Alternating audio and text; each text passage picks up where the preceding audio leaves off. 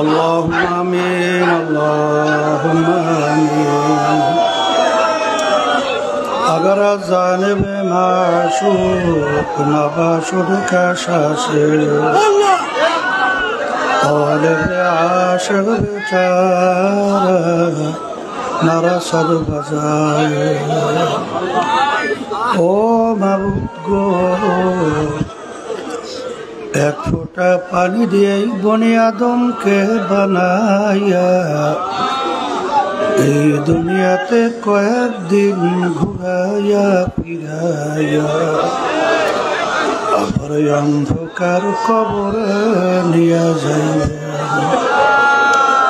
এই দুনিয়াতে আর কাহাকেও থাকতে দিবেন না ভাই বলি বন্ধুরে বলি কেউ তো আপন না ভাবিয়া চিন্তা করিয়া দেখিলাম মাওলা ওই অন্ধকার কবরে আপনি ছাড়া কেহ আপন হবে না রব্বানা আতিনা ফিদ দুনিয়া হাসানাতাও ওয়া ফিল আখিরাতি হাসানা ওয়া কিনা আযাবান নার رب ارحمهما كما ربياني صغيرا سبحان ربك رب العزة عما يصفون وسلام على المرسلين والحمد لله رب العالمين ওয়ালাইকুম আসসালাম। এই তোরা বারবার এই পাশের মাইকের শব্দগুলো কমাই দাও, কারণটা কি? ওই সামনের দেশকে হয় মাইকের সামনে, হ্যাঁ? এই বারবার এই পাশের শব্দগুলো কমা করো, ডাইন পাশের বাম পাশের শব্দগুলা আর বাহিরের শব্দ একরকমের রাখ। বারবার ঘুরে ঘুরে পাশের এই দুই পাশের যে হরেনগুলো আছে এগুলো শব্দ তো কমাইস না। আচ্ছা, আমাদের মাঠের পাশে মার্কাজুল আমিন হাফিজুল কোরআন মাদ্রাসার 5 জন ছাত্র হাফেজ হয়েছে, হুজুর এখন তাদেরকে পাগড়ি পরাবেন। মোহাম্মদ মারুফুল্লাহ আমাদের মাসুদুল্লাহ ভাইয়ের ছেলে, তিনি হাফেজ হয়েছেন। মোহাম্মদ সানাউল্লাহ, আলহামদুলিল্লাহ, আল্লাহ কবুল করুন। হাবিবুল্লাহ, সবাই বলে আলহামদুলিল্লাহ। পড়াই দাও। মোহাম্মদ ওমর ফারুক, পিতা মোহাম্মদ আলী, আসো আসো, মোহাম্মদ আলহামদুলিল্লাহ। মুশফিকুর রহমান, পিতা রুমান, আসো। মোহাম্মদ শাহিনুর রহমান, পিতা শফিউল আলম, দাও। মুফতি আশরাফ আমিন, মোহতামি মক্কা মাদ্রাসা পাঁচশো। আলহামদুলিল্লাহ, আলহামদুলিল্লাহ বলেন সবাই। ও আলহামদুলিল্লাহ, আল্লাহ আলহামদুলিল্লাহ। যে একটু মুখ দূরে নেই আর ডান পাশে বাম পাশে শব্দ হয় না, একের মুখের মধ্যে কথা বল। সরো, যখন মুখ দূরে রেখে কথা বলবো, ডাইন পাশ বাম পাশ শব্দ যখন টাসটা শব্দ হবে তখন বুঝতে হবে, কষ্ট হবে না, ভয় নাই। আর যখন মুখের কাছে নিয়ে কথা বললে শব্দ হয় তখনই বেরেন আঘাত করে। আলহামদুলিল্লাহ আলহামদুলিল্লাহ নাহমাদুহু ওয়া নাস্তাঈনুহু ونستغفره ونؤمن به ونتوكل عليه ونعوذ بالله من شرور أنفسنا من يهده الله فلا مضل له ومن يضلله فلا هادي له ونشهد أن لا إله إلا الله وحده لا شريك له ونشهد أن محمدا عبده ورسوله أما بعد فأعوذ بالله من الشيطان الرجيم بسم الله الرحمن الرحيم يا أيها الذين آمنوا صلوا عليه وسلموا تسليما اللهم صل على سيدنا محمد شفيعنا وحبيبنا ومولانا محمد صلى الله عليه وعلى آله وأصحابه وبارك وسلم اللهم صل على سيدنا ونبينا شفيعنا وحبيبنا ومولانا محمد صلى الله عليه وعلى آله وأصحابه وبارك وسلم اللهم صل على سيدنا ونبينا شفيعنا وحبيبنا ومولانا محمد صلى الله عليه وعلى آله وأصحابه وبارك وسلم أعوذ بالله من الشيطان الرجيم بسم الله الرحمن الرحيم اليوم أكملت لكم دينكم وأتممت عليكم نعمتي ورضيت لكم الإسلام دينا صدق الله العلي العظيم শুকরিয়া আদায় করতেছি মহান রব্বুল আলমিনের দরবারে। রব্বুল আলমিন 3 দিন ব্যাপী মাহফিল, আজকে শেষ দিন, শেষ বৈঠক। কারো জন্য এই বৈঠকই শেষ বৈঠক হতে পারে। নিঃশ্বাসের বিশ্বাস নাই, সেকেন্ডের কোনো ভরসা নাই। খুলনার মাহফিল এই সফরের মধ্যেই। মাহফিলে আল্লাহর বান্দা আমাদের দায়িত্বশীল, মাত্র 35 না কত বছর বয়স।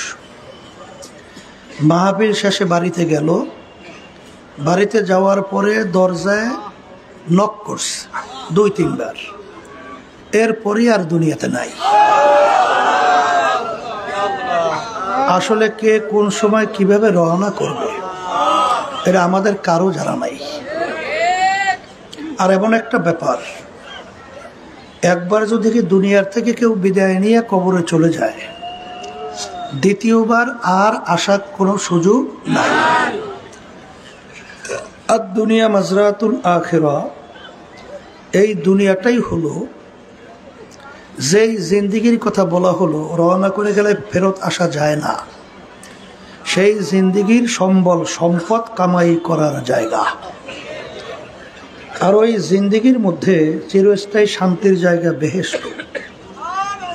আমরা যেন যেতে পারি, জাহান্নাম থেকে যেন বাঁচতে পারি বা মুক্তি পাই, এই উদ্দেশ্যেই মাহফিলের ব্যবস্থা।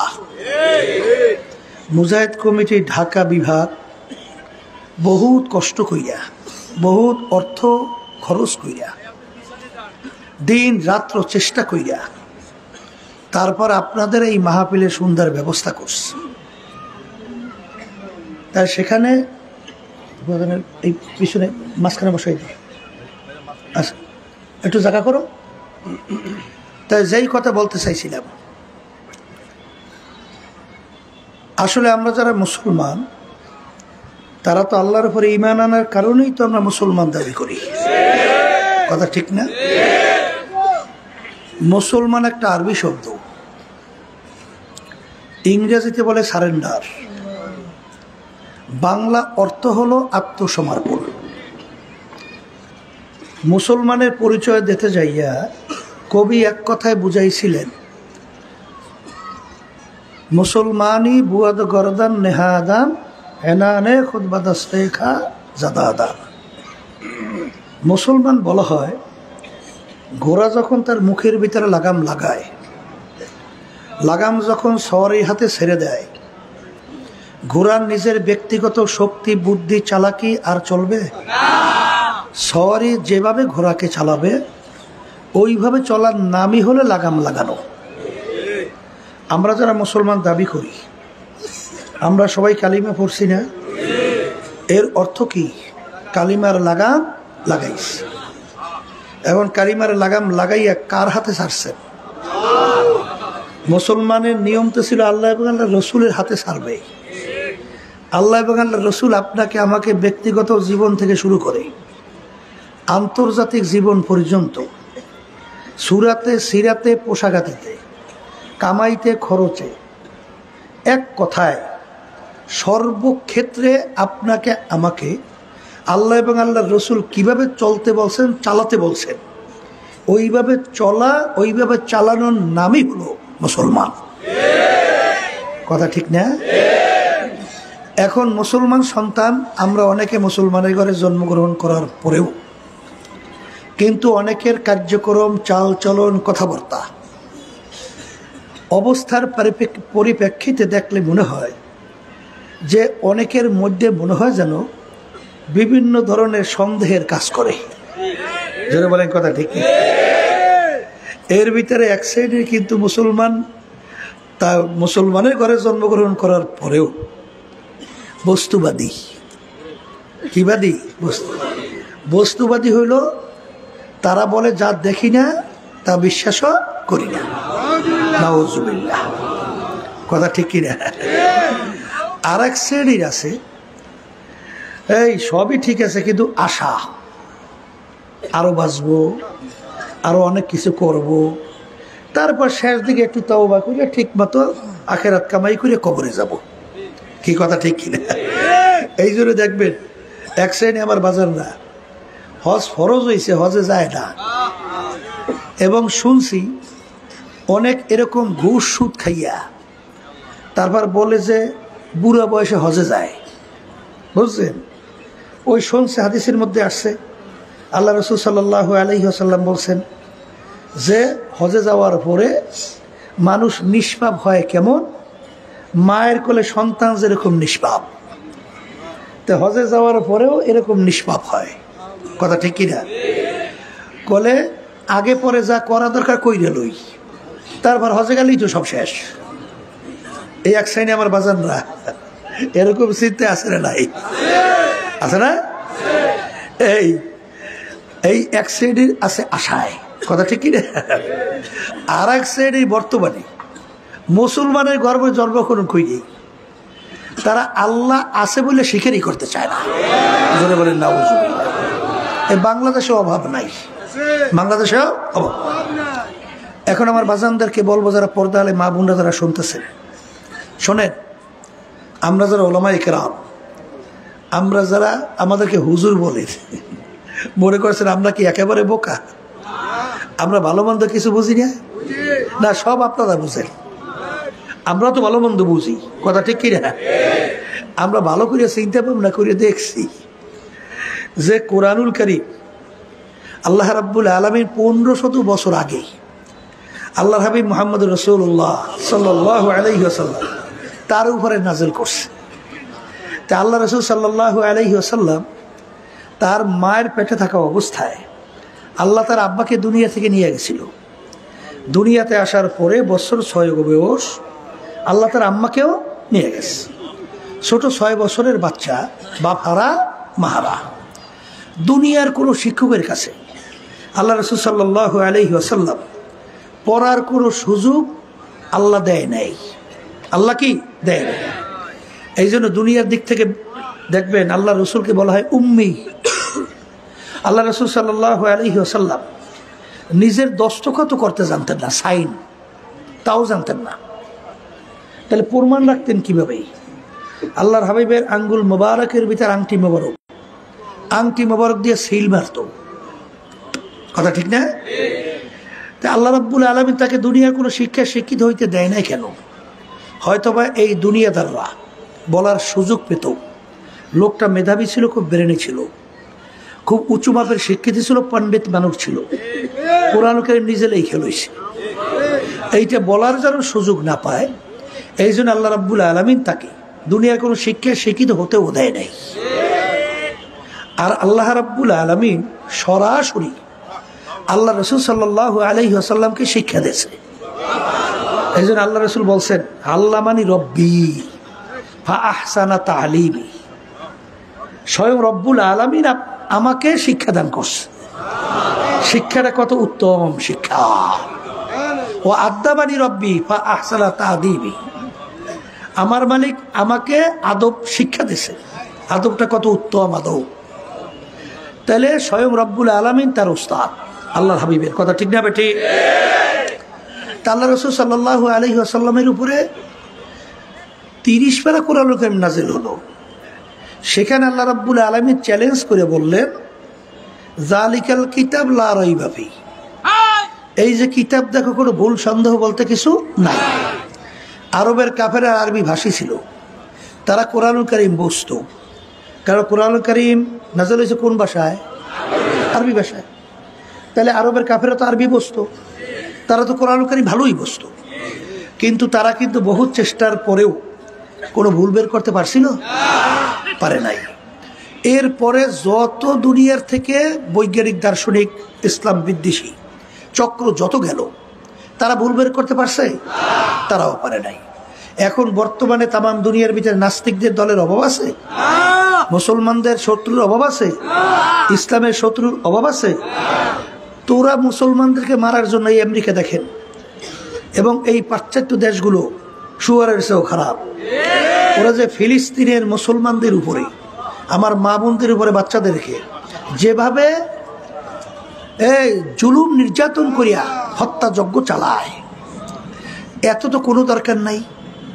মুসলমানদেরকে ধ্বংস করার জন্য, শেষ করার জন্য তোরা সবাই একত্রিত হ, পারলে কোরআন কারীমে একটা ভুল বের করে দেখাও।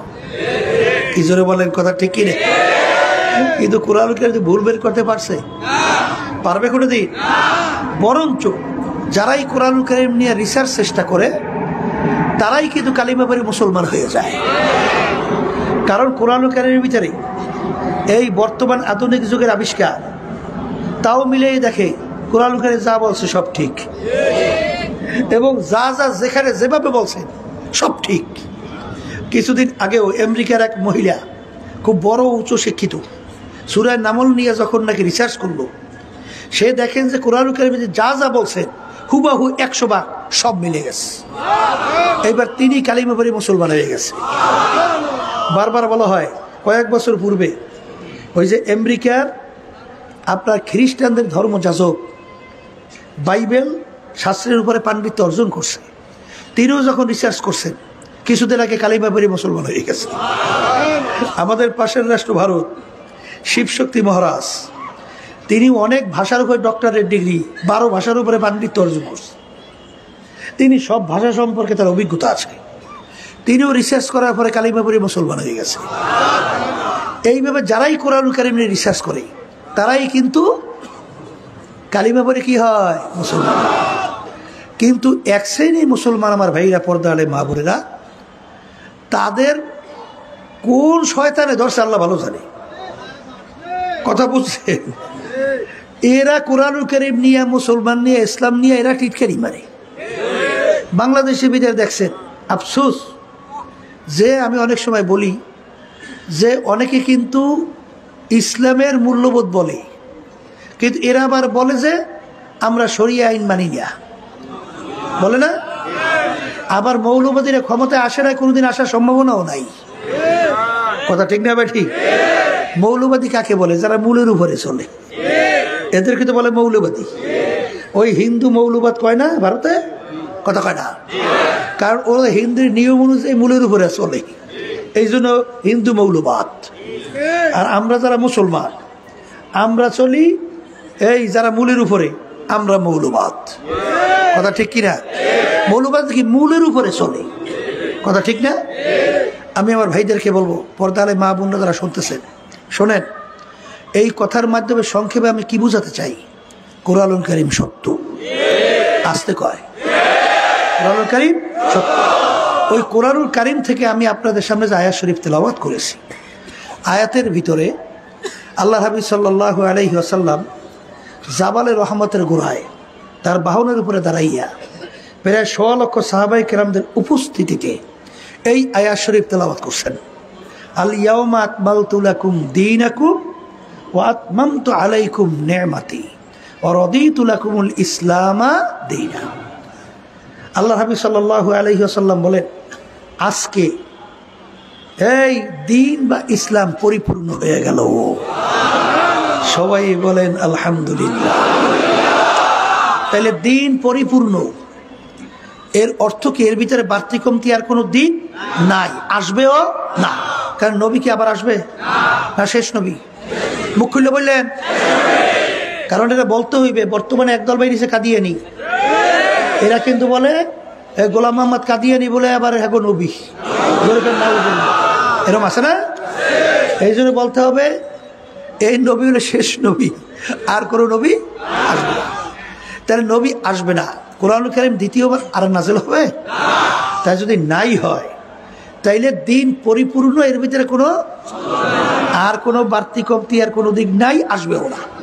কথা ঠিক কিনা? আচ্ছা, এইটা তো পাইলাম।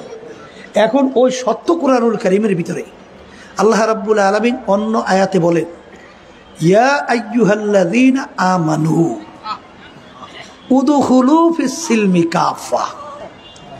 হে ঈমানদারেরা, যারা আমার উপরে ঈমান আনছো, যারা আমাকে বিশ্বাস করো, আখিরাতকে বিশ্বাস করো, বেহেশত ও জাহান্নামকে বিশ্বাস করো, যারা ফেরেশতা সহ এই যে ঈমান আনার যে কতগুলো ব্যাপার আছে, আসমানি কিতাবকে বিশ্বাস করো, এখন তোমরা দিনের ভিতরে পুরাপুরি ভাবে ঢুইকা যাও।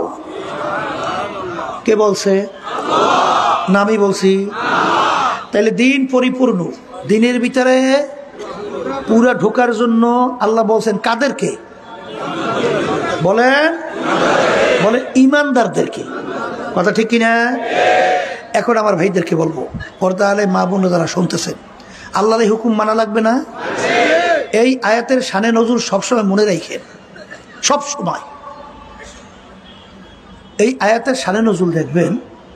আব্দুল্লাহ ইবনে সালাম রাদিয়াল্লাহু তাআলা আনহু, তার শানে এই আয়াত নাযিল হয়েছিল। আব্দুল্লাহ ইবনে সালাম রাদিয়াল্লাহু তাআলা আনহু প্রথম বয়সে ইহুদি ধর্মের লোক ছিল, পরবর্তীতে মুসলমান। ইহুদি ধর্মের মধ্যে ধর্মীয় উটের গোশত খাওয়া ছিল হারাম। যেমন আমাদের মুসলমান ধর্মের ভিতরে কুত্তার গোশত খাওয়া কি হারাম? আচ্ছা বলেন তো, খুব উন্নত মানের বাবুর্চি দিয়া, উন্নত মানের মশলা দিয়া কেউ যদি কুত্তার গোশত পাক করে নিয়ে আসে, এখানে কারা আছেন বৈশা যে কুত্তার গোশত খাইতে পারবেন? পারবেন? খাওয়া তো দূরের কথা, ও সামনে আমলেই বমি। কারণ কি? ওর প্রতি আমাদের একটা ঘৃণা, কারণ ধর্মীয় হারাম, ঘৃণাও জমছে। তা ঠিক আব্দুল্লাহ ইবনে সালাম রাদিয়াল্লাহু তাআলা আনহু, তিনি ইহুদি ধর্মের লোক, উটের গোশত খাওয়া কি ধর্মীয় হারাম। মুসলমান ধর্মের মধ্যে কি? তিনি যখন মুসলমান হয়ে গেল, এখন উটের গোশত তো হালাল, কিন্তু ঘৃণা তো যায় নাই। কথা বলে না? এখন তিনি অন্যান্য মুসলমানদেরকে বলতেছে, ভাইরা, হে আমার মুসলমান ভাইরা, আমি যখন ইহুদি ধর্মের মধ্যে ছিলাম, উটের গোশত ধর্মীয় হারাম ছিল, খাই নেই। এখন মুসলমান ধর্মের মধ্যে উটের গোশত খাওয়া হালাল, আমি ওটাকে হালাল জানি। বলেন, ওটাকে আমি হালাল জানি, কিন্তু যেহেতু কোনোদিন খাই নাই, এই জন্য আমার খাইতে একটু ঘৃণা লাগে। তোমরা খাও। হালাল কিন্তু জানছে, বলেন বলেন, হালাল কিন্তু জানছে, খাইতে কি লাগে? এই শব্দের পরিপ্রেক্ষিতে আল্লাহ রাব্বুল আলামিন এই আয়াত নাযিল করে, হে আব্দুল্লাহ ইবনে সালাম, আমার হালালকে হালাল জানলে হবে না, খাইয়া প্রমাণ করে দেখানো লাগবে। কারণ আমার হালালের উপরে ঘৃণা। শব্দটা কি? আমার হালালের উপরে ঘৃণা।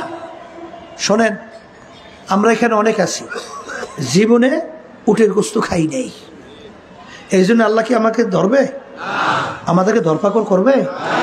এই উটের গোশত না খাইয়ে আসছস কেন বলবে? কেন বলবে না? পাইও নাই, খাইও নাই, পাইলে সারাসারি নাই। জোরে বলে কথা ঠিক কিনা? হালালের উপরে ঘৃণা নাই। আব্দুল্লাহ ইবনে সালাম রাদিয়াল্লাহু তাআলা আনহু হালাল জানছে, কিন্তু একটু ঘৃণা। এই শব্দের পরিপ্রেক্ষিতে আল্লাহ রাব্বুল আলামিন এই আয়াত নাযিল করে, আমার হালালকে হালাল জানলে হবে না, খাইয়ে প্রমাণ করে দেখানো লাগবে, নাহলে এই মুসলমানিতে আমার দরবারে কোনো কাজ হবে না। এখন আমার ভাইদেরকে বলবো, পর্দার আড়ালে মা বোনদেরকে বলবো, এতটুকু ব্যাপারে যদি আল্লাহ রাব্বুল আলামিন এই আয়াত নাযিল করে, তাইলে আমার বাজানদেরকে বলবো, দিন পরিপূর্ণ। দিন কি? আর পুরা দিনের ভিতরে আল্লাহ ঢোকার জন্যে বলছে। আমার আব্বাজান রহমাতুল্লাহি আলাইহি চরমনায় জমিনে ঘুমায় আছে, আল্লাহ তার দরজা বেহেশত বলন্দ করে দেন আল্লাহ, এবং তার রুহানি ফয়জ ও বরাকাত আমাদেরকে আল্লাহ নসিব করুন। আব্বাজান রহমাতুল্লাহি আলাই তিনি বলতেন যে আল্লাহর বান্দারা, আমার কবরে আমি যাব, তোমার কবরে তোমরা যাবা। আল্লাহ বলছেন দিনের ভিতরে পুরা ঢোকো, নাহলে মুসলমানিতে কোনো কাজ হবে না।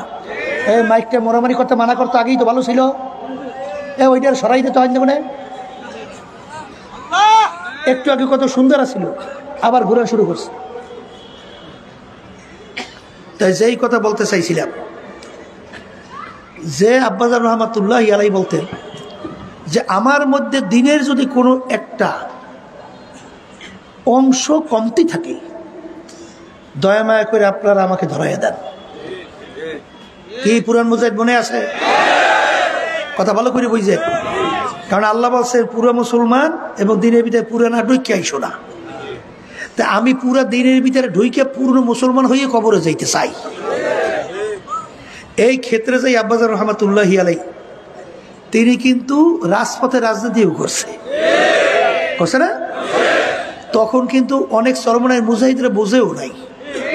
আমার মনে আছে হাফিজ হুজুর রহমতুল্লাহি আলাই যখন নির্বাচন করছিলেন, বা এর পরে কোন নির্বাচনে যায় আমার স্মরণ আছে, আব্বাজান রহমতুল্লাহি আলাই বলছিলেন যে এখন ইসলামের পক্ষে ডাক আসছে, আমি ঘরে বসে থাকতে পারবো না, আমি আমার সাধ্য অনুযায়ী আমি চেষ্টা করব ইসলামের পক্ষে শক্তি বাড়াবার জন্য। তিনি নামার পরে অনেক সর্বনায়ের মুজাহিদরা মন্তব্য করছে, শুনছি, আমার সঙ্গে না, শুনছি, করে হুজুরের কাছে মুরিদ হইছি, আখিরাতের ব্যাপারে হুজুরে বোঝে, দুনিয়ার ব্যাপারে হুজুরে বোঝে এত। এবারে আমরা হলে তার ব্যাপারে অনেক বিজ্ঞ, অনেক বেশি বুঝি।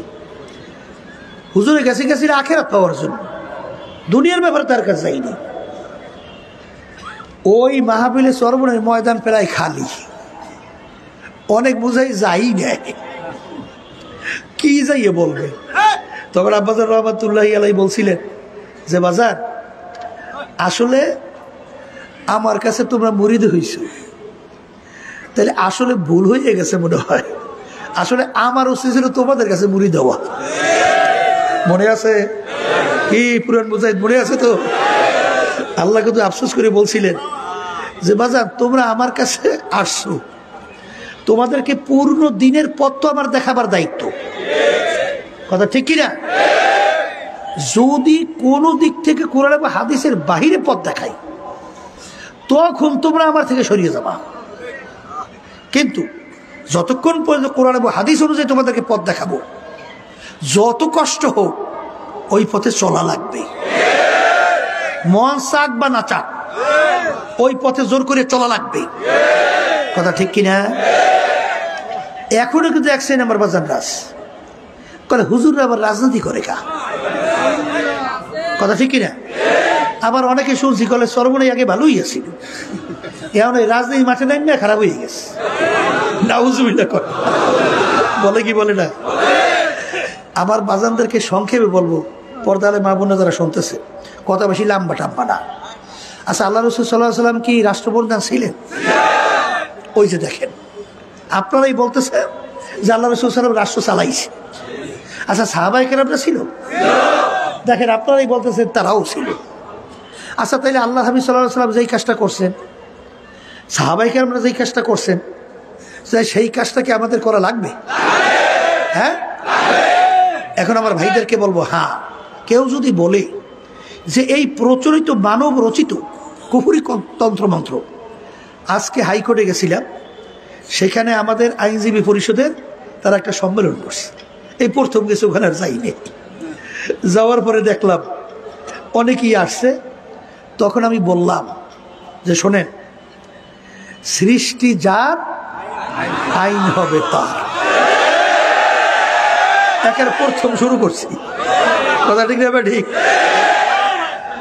তখন বলতেছিলাম, সর্বনাইতে মনে পড়ছে আমার, একজন ওই আওয়ামী লীগ করে আর কি, অনেক আগে, সে আমায় সেখানে বলতেছে, হুজুর আল্লাহ রাব্বুল আলামিন যেরকম যেরকম বলছে সবই আল্লাহর হুকুম অনুযায়ী চলার চেষ্টা করি, কিন্তু হুজুর রাষ্ট্র চালানোর ব্যাপারে আমরা একটু এই ধর্মনিরপেক্ষতাবাদ, বা পরিচালিত গণতন্ত্র।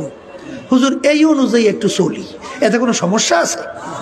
এইটা আমাকে বলে। তখন আমি বলতেছি তোমাকে একটা প্রশ্ন করি, তাইলে অন্যান্য সব ব্যাপারে আল্লাহ রাব্বুল আলামিন মানে পারে, সব ব্যাপারে আল্লাহ পারে, কিন্তু রাষ্ট্র পরিচালনার ব্যাপারে এখানে আল্লাহ অপারক, এখানে আল্লাহ পারে না।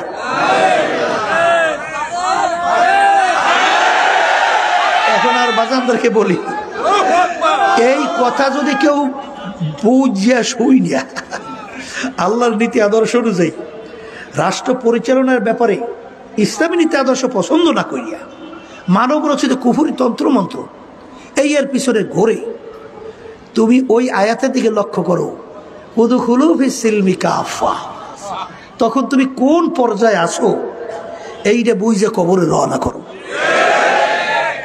আমি ভুল বললে আমাকে ধরাইয়ে দিয়ে, আর ভুল না পড়লে সোজা হইয়া কবরে যাইয়ে। ধরে বলেন কথা ঠিক না? ঠিক। উদখুলু ফিস সিলমি কাফা, পুরোপুরি দিনের ভিতরে ঢোকো। কিছু মানছো কিছু মানো নাই, পুরা মুসলমান হইতে পারো নাই। কথা ঠিক কিনা?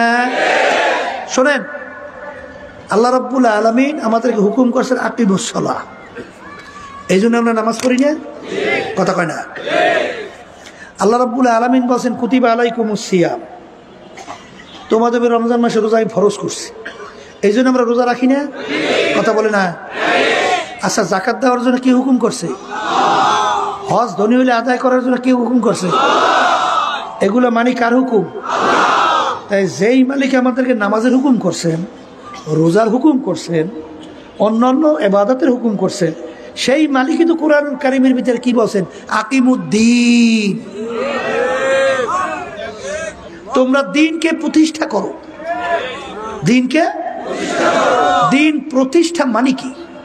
নিজে ব্যক্তি আমল করলেই হবে না, পরিবার পরিজন সমাজ রাষ্ট্রের মধ্যে তাম দুনিয়ার ভিতরে আন্তর্জাতিকভাবে দিন প্রতিষ্ঠার জন্যে তোমার সাধ্য অনুযায়ী তুমি চেষ্টা করো।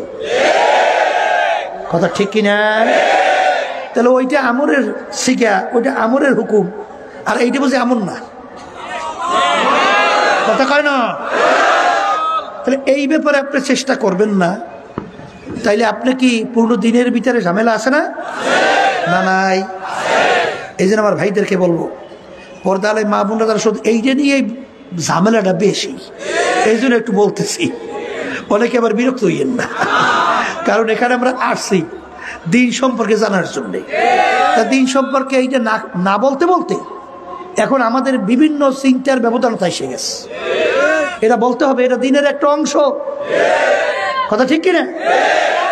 আচ্ছা, আপনি যে কথা বলেন যে প্রায় 550-র উপরে আয়াত আছে যেটা রাষ্ট্র পরিচালনার ব্যাপারে, এই আয়াতগুলো আপনি বাস্তবায়ন কেমনে করবেন? হ্যাঁ, কেমনে করবেন আপনি? এই জন্য আমার বাজানদেরকে বলবো, পর্দা আলে মা বোন যারা শুনতেছেন, তাই যেই কথা বলতে চাইছিলাম, বলছি উদখুলু ফিস সিলমি কাফা, তাহলে তোমরা পুরাপুরি দিনের ভিতরে কি ঢোকো। আর আল ইয়াউমা আকমালতু লাকুম দীনাকুম, দিন পরিপূর্ণ। এখন দিন কাকে বলে এইটা আমরা জানার পরে আবার বলছি, অনেক নতুন বাজানরা আছেন, পর্দালে মা বোনরা আছেন, দিনের ভিতরে আল্লাহ পুরো ঢুকতে বলছেন, এবং দিন পরিপূর্ণ। ওই যে আল্লাহ রাসূল সাল্লাল্লাহু আলাইহি ওয়াসাল্লাম সাহাবায়ে কেরামদেরকে নিয়ে মজলিসে বসা, ওমর রাদিয়াল্লাহু তাআলা আনহু তিনি ওই মজলিসের মধ্যে ছিলেন। এক ব্যক্তি আসছে, সাহাবায়ে কেরামরা বলতেছেন ব্যক্তিকে আমরা কেউ চিনি না, ব্যক্তি মদিনা শরীফের লোকও না, যদি মদিনা শরীফের লোক হতো আমরা চিনতাম। ব্যক্তি মুসাফিরও না, মুসাফির যদি হতো তাহলে কিছু আলামত চিহ্ন তার সঙ্গে থাকতো, এরকম কোনো আলামত চিহ্ন নাই। ব্যক্তির পরনের ভিতরে পোশাকাদি সাদা দবদবে, একেবারে পরিপাটি, মাথার ভিতরে চুলগুলো কালো বিছবিছে, একেবারে সাজানো গোছানো।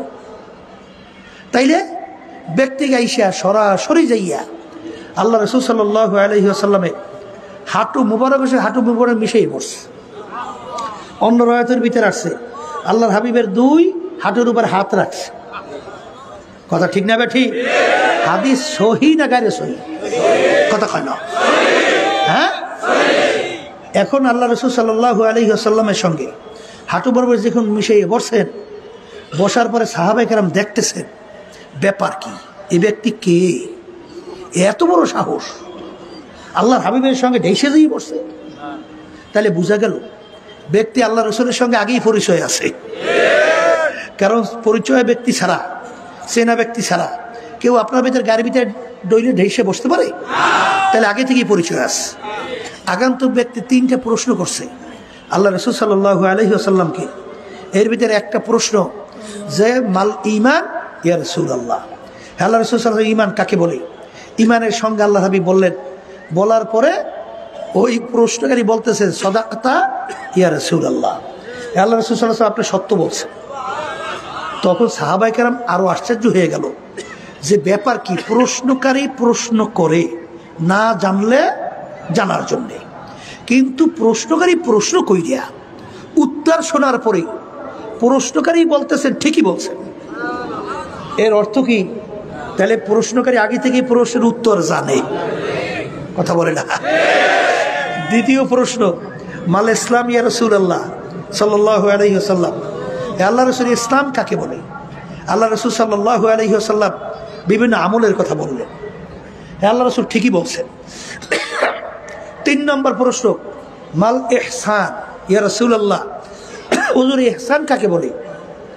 আল্লাহ রাসূল সাল্লাল্লাহু আলাইহি ওয়াসাল্লাম বলেন আনতা আবুদাল্লাহ কাআন্নাকা তারা ফা ইল্লাম তাকুন তারা ফা ইন্নাহু ইয়ারা। এমন ভাবে তোমরা আল্লাহর ইবাদত করো গোয়াকে মনে হয় যেন আল্লাহকে দেখতেছো। ওই অবস্থা ভিতরে তৈরি না হলে অন্তত এতটুকু খেয়াল করো, যদিও নাকি আল্লাহকে দেখি না, কিন্তু আল্লাহ তো আমাকে দেখে। এই 2 অবস্থার বাহিরে কোনো ইবাদত কবুল হবে না। বলেন ইবাদতের অবস্থা কয়টা? সবাই মুখ খুলে বলেন কয়টা? হয়তোবা আল্লাহকে দেখতেছি, অথবা আল্লাহ আমাকে দেখতেছি। এই 2 অবস্থার বাইরে কোনো ইবাদত কবুল হবে না। নামাজও কবুল হবে না, রোজাও কবুল হবে না, অন্য হজ সহ অন্য ইবাদত কবুল হবে না।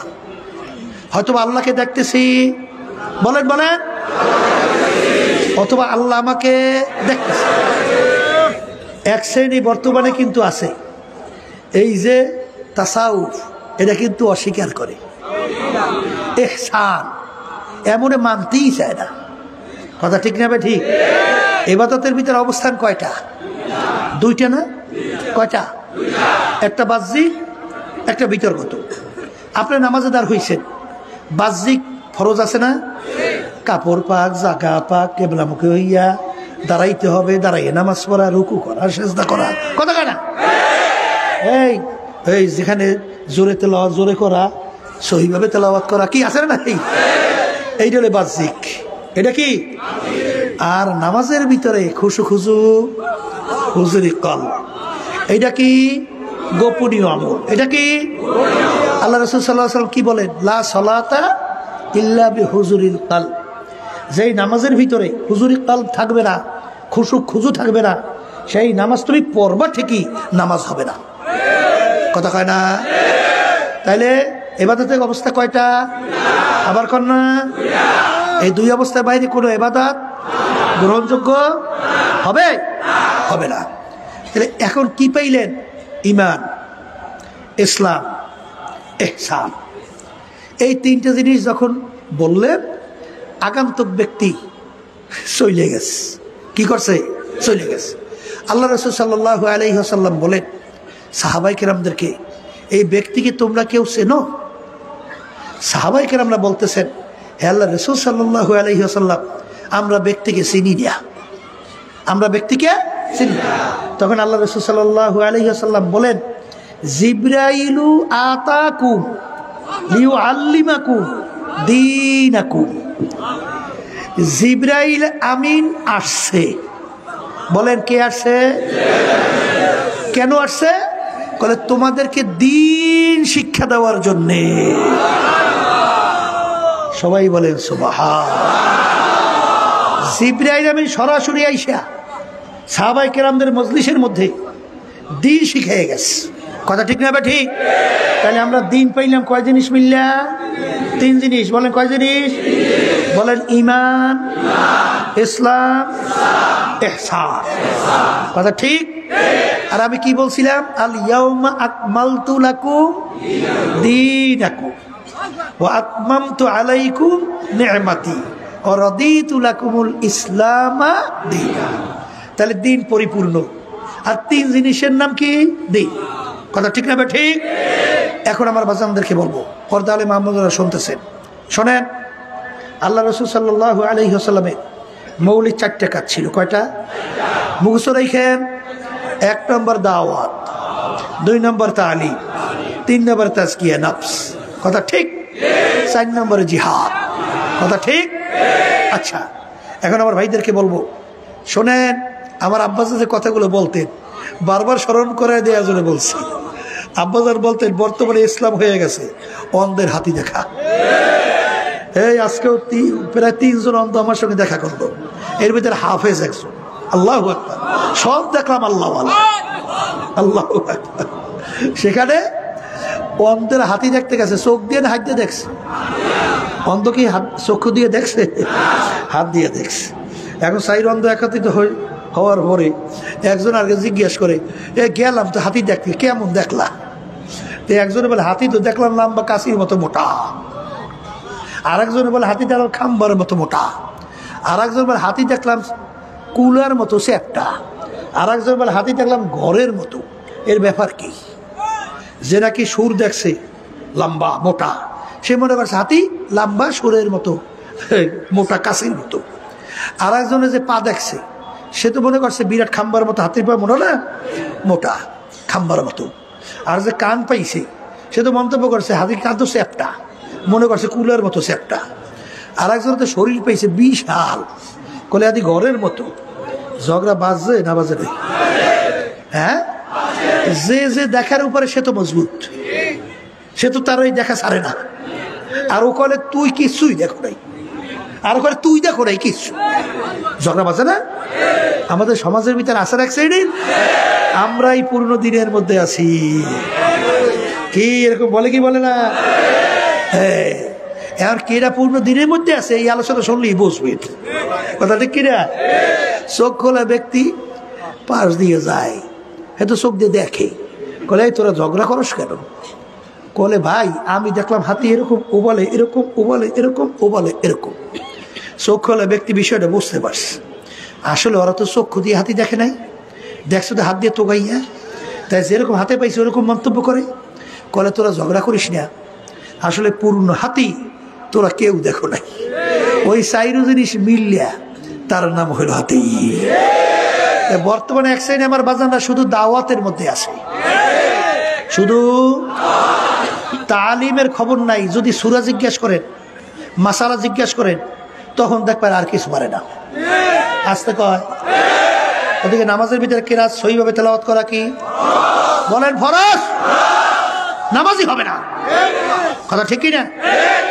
আপনি যদি ইবাদতের ভিতরে জরুরি মাসালাগুলো না জানেন, তাহলে আপনি ইবাদত করবেন কেমনে? এই ক্ষেত্রে যে আমার আব্বাজান বলতেন, চরবনের কোনো মুজাহিদ মূর্খ থাকতে পারবে না, প্রত্যেকটা মুজাহিদকে আলেম হতে হবে। এটা কিন্তু দাউরা হাদিস কামেল পাশের আলেম না, আমল করার জন্য যে আলেম ওইটা শিখতেই হবে। অনেকে শুনছি যে আপনারা সাপ্তাহিক তালিমে যান না, হালকায় যান না। হে, তালিম হালকায় যান না, তাহলে আপনি আলেম হবেন কিভাবে? সদিকিন বন্দাদের সংস্পর্শ পাইবেন কিভাবে? শোনেন নাই ঘটনা? ওই যে চরমনাইর মুজাহিদ খুলনার কথা বলছেন, এমন বয়স্ক হয়ে গেছে আল্লাহর মধ্যে ঠিক মতো হাঁটতে পারে না, তারপরও তালিম হালকা সাপ্তাহিক ছাড়ত না। এখন যাইতে হইলে কয়েকবার বিশ্রাম করে তারপর যাইতে হয়। তো এখন ইসমাইল সাহেব রহমতুল্লাহি আলাইহি তিনি বলতেছেন, বাজান আপনি তো বয়স বেশি হয়ে গেছে, এখন আপনি না গেলেও তো হয়। কলে হুজুর আল্লাহর কুতুব ওনার দাদাজানের কথা বলছিলেন, ইসাক সাহেব রহমতুল্লাহি আলাইহি বলছেন, নাজার আব্বাজানের কথা বলছেন যে বাজান তোমরা যদি এক তালিম হালকায় থাকো এরপর অন্য তালিম আসার মাঝখানে যদি তোমরা ইন্তেকাল করো তাইলে তুমি তলেবে ইলম হিসাবে শহীদি দরজা পাইয়া বিনা হিসাবে বেহেশতে যাবা। কারণ তলেবে ইলম যে ইলমে দ্বীন শেখে, এই অবস্থায় যদি কেউ দুনিয়া থেকে বিদায় হয় সে শাহাদাতের দরজা পাবে, কথা কয় না? তাহলে সেও তো তলেবে ইলম, সে তো সাপ্তাহিক তালিমের ভিতরে মাসালা শেখে, কোরআন কারীম সহি করে, কথা কয় না? জরুরি মাসালাগুলো জানে, তাহলে সেও তো তলেবে ইলম। এই আমি চাইতেছি আল্লাহ যেন আমাকে শাহাদাতের দরজা দান করে, আল্লাহু আকবার। এবং আল্লাহ শাহাদাতের দরজা দান করছে, তার নমুনাও ছিল, কথা বুঝছেন না বোঝেন নাই? তার কথাই মনে পড়ে ইন্তেকালের আগে আগে, হ্যাঁ শুনছিলাম যে ঘরের ওই চালের থেকে একটা আলো নূরের মতো আইসা তার চেহারার মধ্যে ভরিয়ে গেছে। ইন্তেকালের পরেও তার চেহারার চকচক চকচক চকচক করতে আসে। তাই যেই কথা বলতে চাইছিলাম যে এক শ্রেণীর চরমনাই মুজাহিদ মনে করছে যে আলিশেমি কইয়া এখন সাপ্তাহিক তালিম হালকায় যান না, কিন্তু বাজান ভালো করে যাই না রেখেন, এই শহীদি দরজা চান না? আসতে কয় চান, তাই চাইলে আপনি এটা ছাড়বেন কেন? ছাড়া যাবে? এটা ছাড়া যাবে না। এই তালিম এবং হালকার ভিতরে থাকলে আল্লাহর ফজল করমে দেখা গেছে যে অনেক চরমনাইয়ের মুজাহিদ রিক্সা চালায়, কিন্তু আল্লাহর রহমতে তার সুন্নাতের উপরে তার এত ইলম, কোনটা সুন্নাত কোনটা সুন্নাত না, কোনটা ফরজ না, কোনটা ওয়াজিব না, এই কোনটা এই মাকরু তাহরিমা এবং কোনটা সুন্নাতে মুআক্কাদা, এইটা আল্লাহর রহমতে জিজ্ঞেস করার সঙ্গে সঙ্গে টাস টাস করে বলতে থাকে। এই অনেক সময় বলি যে আমাদের চরমনাইতে আমারও স্যার ছিল, অঙ্কের স্যার, বুঝছেন, BSc master, BSc first class পাইছিল ওই জমানায়। তো এই আল্লাহর ভয়, বড় চাকরি পাইত, বড় অফিসার হইতো। ওই সময় বিএসসি ফার্স্ট ক্লাস বড় কঠিন ছিল, বড় অফিসার হইতো, কিন্তু দেখতেছে হালালের উপরে চলা বলা কঠিন। সেই জন্য সবাই মাদ্রাসায় ওস্তাদ হয়েছে। ওস্তাদ হওয়ার ভরে তার উপাধি পাইছে বিএসসি মুফতি। কি মুফতি? বিএসসি মুফতি। ব্যাপার কি বিএসসি মুফতি কি? অর্থাৎ মাসালা জিজ্ঞাসা করার সঙ্গে সঙ্গে মোড়ায় ঠোঁটস্থ আর মুখস্থ, বোঝেন তো? কি বুঝলেন? শোনেন, মুখস্থ হলে চিন্তা করিয়া কয়, আর ঠোঁটস্থ হলে চিন্তা ছাড়া ঠোঁট দিয়ে বাইরেই থাকে। এইটা নাম হচ্ছে ঠোঁটস্থ, এই মুখস্থ আর ঠোঁটস্থ। তো এমনভাবে মাসালা আয়ত্তে নিয়ে আসে, বলার সঙ্গে সঙ্গে ঠোঁটস্থ বলতেই আসে, কথা ঠিক না? এই জন্য চরমনাই কোনো মুজাহিদ, এক কথায় কোনো দিনদার, কোনো ইমানদার, সে কিন্তু মূর্খ থাকতে পারবে না। ব্যবসার ব্যাপারে 24 ঘন্টা চিন্তা, বাড়ি কয়টা বানাইবে এই জন্য খুব চিন্তা, গাড়ি কয়টা তৈরি করবে এই জন্য খুব চিন্তা, আরো কয়েকটা ব্যবসা কেমনে কোটি কোটি শত শত কোটি টাকা বাড়ানো যায় এই ব্যাপারে চিন্তার অভাব নাই। কিন্তু যখন বলা হয় যে একটু সূরা ফাতিহা তেলাওয়াত করেন, তো এখন যে মুখ বেঁকাবেঁকি শুরু করে, এখন আর সহি তো দূরের কথা, এখন মুখ দেওয়ার সূরা ফাতিহা বের হয় না সহিভাবে, কথা ঠিক কিনা? এই জন্য 2 নম্বর সবকের পরে যখন 3 নম্বর সবক নেবে, ওই কেরাত নামাজের ভিতরে যতটুকু সহি দরকার এদের না হওয়া পর্যন্ত সবক দেওয়া হয় না, নেবেন না, কথা ঠিক কিনা? এই জন্য আমার বাজানদেরকে বলবো, এই তালিম এইটা কিন্তু ফরজ। কারণ আল্লাহ রসুল কি বলছেন, তলাবুল ইলমে ফারিজাতুন আলা কুল্লি মুসলিম, প্রত্যেকটা মুসলমান মহিলা পুরুষ ইলমে দ্বীন শিক্ষা করা কি? আবার কন্যা ফরজ। লাগবে কি লাগবে না? তালিম লাগবে, তাজকিয়া নাফস লাগবে, জিহাদ লাগবে। বর্তমানে কিন্তু দেখবেন তাজকিয়া নাফস এক সাইডে আমার বাজানরা আছে, কিন্তু জিহাদের ব্যাপারে কিন্তু খবর নাই, তালিমেরও খবর নাই, কিন্তু আসলে কয়টাই লাগবে, কথা ঠিক কিনা? এই জন্য আব্বাজান বলতেন, দেখো আমার সব কিছু আছে কিনা এবং তোমাদেরকে সেইভাবে বলি কিনা। তা আজকে আমার বাজানদেরকে বলবো যে এত কষ্ট করে মাহফিলের ব্যবস্থা, পর্দালে মা বোনরা ঘর বাড়ি ছেড়ে আসছেন, দিন পূর্ণ কি এইটা আমাদের বুঝতে হবে এবং পুরা দিনদার হয়েই আমাদেরকে কবরে যাওয়া লাগবে, কথা ঠিক না? ঠিক। কারণ আল্লাহ রাব্বুল আলামিন তো কবরে যাওয়ার ব্যাপারে আগেই সতর্কবাণী হিসেবে বলছেন, ওয়ালা তামুতুন্না ইল্লা ওয়া আনতুম মুসলিমুন। খবরদার, সতর্কবাণী, কি বাণী? খবরদার, মুসলমান না হইয়া কেউ মরিও না। কে বলছে? জোরে বলেন কে? আল্লাহ বলছেন মুসলমান না হইয়া কেউ মরিও না। এখন পূর্ণ মুসলমান না হইয়া, এই পূর্ণ মুসলমান অর্থ কি? লেবাস, সুরাতে, কামাইতে, খরচে, সর্বক্ষেত্রে, ঘরে বাইরে, আন্তর্জাতিকভাবে, রাষ্ট্রীয়ভাবে, সর্বক্ষেত্রে আল্লাহ এবং আল্লাহর রসুলের হুকুম অনুযায়ী নিজের জীবনকে চালানো, চলার নামই হলো মুসলমান। বুঝে আসুক বা না আসুক, কথা ঠিক? এইটা সাহাবাই কেরামদের অবস্থান দেখবেন। সাহাবাই কেরামরা কেমন মুসলমান হয়েছিল, কেমন ইমানদার হয়েছিল, বুঝে আসুক বা না আসুক। আল্লাহ রাসূল সাল্লাল্লাহু আলাইহি ওয়াসাল্লাম যা শুনাইছেন, দুনিয়া সব একদিকে চলে গেছে, কিন্তু তার বিরুদ্ধাচরণ করে নাই। কি জোরে বলার কথা ঠিক কিনা? এই জন্য আমার ভাইদেরকে বলবো, পর্দা আলে মা বোনরা যারা শুনতেছেন, দিন পরিপূর্ণ, দিনের ভিতরে আমাদেরকে পুরো ঢুকতে হবে। এখন মুসলমান বলতেই তো মন চায়, দিনের ভিতরে পুরো ঢুকবে, পুরো মুসলমান হয়ে কবরে যাবে। চাই কি চায় না? কিন্তু আপনার আমার পিছনে শয়তান এবং নফস শত্রু হিসাবে সব সময় নেকের কাজে বাধা দেয় এবং গুনার কাজে উদ্বুদ্ধ করে। এই কথা ঠিক না? ঠিক। কারণ আল্লাহ রাব্বুল আলামিন কোরআন কারীমে শেষ সূরার ভিতরে বলে নাই, আল্লাযী ইউওয়াসউইসু ফি সুদুরিন নাস মিনাল জিন্নাতি ওয়ান নাস। এখানে দুই ধরনের শত্রু, একটা হইল জিন শয়তান বলেন, আর একটা মানুষ শয়তান বলেন, এই আর একটা হইল নফসে আম্মারা শয়তান। কথা ঠিক না? ঠিক। এখন বাজানদেরকে বলবো, আমরা তো দিনের পথে চলতে চাই, পেরাই এই আমার কাছে দোয়া চাই, বলে হুজুর চাই তো দিনের পথে চলতে, গুনার থেকে ফেরতে, হুজুর পারি না, একটু দোয়া করেন। একজন আজকে বলতে আছে, হুজুর নামাজ টামাজ কিছু ভালো লাগে না। তা আমি করে, তোর তোর ভালো লাগে না, তা সারিয়ে দে, পড়িস না। কত বড় গর্দ, চিন্তা করিয়ে দেয়, ওর ভালো লাগে না, এর জন্য ও পড়বে না। এই আব্বু, তোর ভালো লাগুক বেড়া লাগে, এটা আল্লাহর হুকুম করা লাগবে। কথা ঠিক না? ঠিক। ডাক্তারের কাছে গেছে, ডাক্তার প্রেসক্রিপশন করছে, এমন ঔষধ দিয়েছে, এমন তিতার তিতা, ও বলে মুখে দেওয়াই যায় না, ঝামেলা শেষ নেই। এমন করে তিতা ওষুধ খাবোই না। তোমার ডাক্তার কাছে যাইতে কইছে কেনা? বলে কথা ঠিক না? তাই তুমি মুসলমান হইছো, আল্লাহ আল্লাহ রসুলের হুকুম মানতে ভালো লাগে না, বলাই যাবে না, লাগুক বা না লাগুক, জোর করিয়া আল্লাহর হুকুম রসুলের তরি করে চলা লাগবে, ঠিক না?